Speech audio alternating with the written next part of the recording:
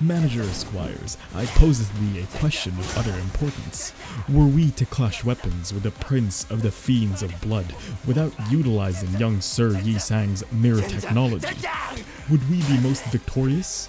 Or would this be a dream most impossible? Come hither and lend me thine ear, Manager Squires, whom hail from different worlds, for I must recount the tale of which my compatriots and I banished this fiend of blood during our travels, and heroically rescued a carriage of citizens. Howbeit, transparency be mine priority in thine introduction towards this encounter, and I must disclaim that, truth be told, the battle that had been laid before us came at a pitifully low level of challenge, at least in comparison to our old adventures that I am able to recount. Mine initial stratagem proved successful in besting this foul villain with little resistance nor urgency for adjustment during combat. And lo, victory came at a swift pace with very little sacrifice required. 'Tis to be noted that a stratagem had been formed by myself by only perusing the details of the initial encounter many moons ago, and came to the most ingenious realization. Though his countenance may be fearsome, this foe is pitifully malnourished and inexperienced with his abilities. And such, my brave compatriots and myself of the Limbus company were able to heroically best this interloper without use of young Sir Yi Sang's technology. Though, Manager Squires, take heed of and be sure to best the strikes this Cassetti might employ to the best of your abilities, as he bears the unholy power to utilize sanguine fluids in order to replenish his body anew and recover from even the most grievous of wounds. Be aware that should the process of exsanguination be present in any of our compatriots, he will take this as a rallying sign to bolster his attacks with more power. Take care of and always be at the ready to provide at least 2 brave and heroic comrades that are free from the wounds that drain their essence, and use them as the heroic vanguard to hold back the most fearsome strikes that this foul, self-proclaimed fiend of blood can offer. Howbeit, I must recount my statement in thine introduction to this encounter, that the ease of which it concludes indicates that 'tis villain is indeed nothing of the extraordinary. But aha! 'Tis the illustrious Fixer's responsibility to regale the epic tale of this battle in order to provide information of pertinence for any fan or Fixer to be seeking to best this endeavor. And so, let me begin mine recounting of the tale of the great Limbus company, whom once banished the self-proclaimed Prince of the Fiends of Blood. Manager Squire, no tale of epic proportions is not without its villain. Behold, and feast thine eyes upon the evildoer, Cassetti, whom, at the beginning of this confrontation, conceals himself among his army of victims. Though we are outnumbered, do not fret, Manager Squire. Numerous our foes may be, these tragic husks are all but malnourished and ill-equipped pawns that shan't impede our advance. Hark, and take note of their method of defense, for they relish in the methods of countering our heroic smiting. Verily, I shan't worry over these meager gimmicks, for I have faith in our noble compatriots, as after a few rounds of successfully jousting against villainy, their mental orientation shall be at its sharpest. And so I question myself, shall they fall in battle? Nay, they shall not. Upon cleansing the carriage of these pitiful husks, enter his right hand shall. Fie, what once carried the noblest title of a prestigious Fixer has fallen to, and now heeds the command of villainy. Manager Squire, I seldom ask of personal petitions, but prithee, dispatch this foe as quickly as possible, as to not alloweth her to tarnish the very label of a Fixer any longer. Her frail and unfortunate nature of utilizing charge hath given us an advantage by nature of the reliance on such a resource. Take heed, Manager Squire, for Sasha is capable of inflicting more numerous wounds to our sinners.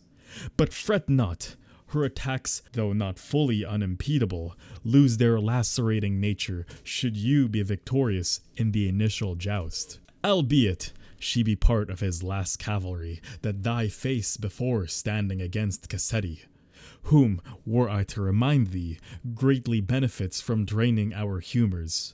Hence I doth proclaim that the alleviation of these lacerations before our final confrontation shall be paramount for a successful duel with this malignant prince.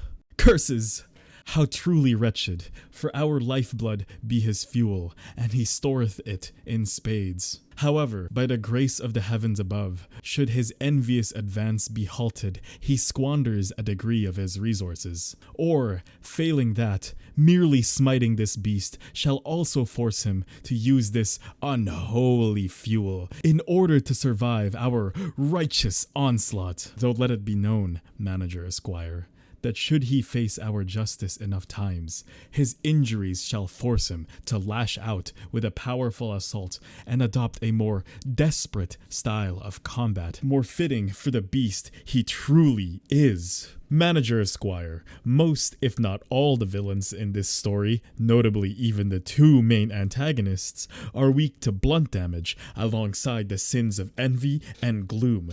Sirs Merceau and Heathcliff and young Ishmael can provide the appropriate degree of justice, for their blunt instruments of justice were the tools that thrust into the heart of Cassetti's evil. Fear not, Manager Esquires, for they shall not be alone in this conquest. Accompanying them shall be young Gregor, Faust, Hong Lu, and the gallant Don Quixote to aid them against peril. This Cassetti is a fiend, not just of any kind, but of blood.